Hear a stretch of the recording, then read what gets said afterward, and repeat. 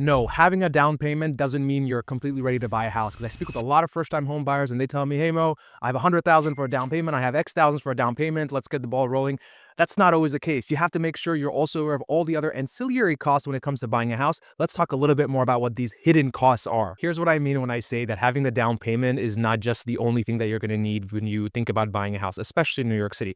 Let's say, for example, you're buying something that's above $1 million in New York City. Guess what? You have to have an extra percent on top of exactly all the other things you're going to be paying for, because you now have a mansion tax you have to cover as the buyer. Sometimes that percentage goes up even more, especially if you look at the $2 million, $3 million price category.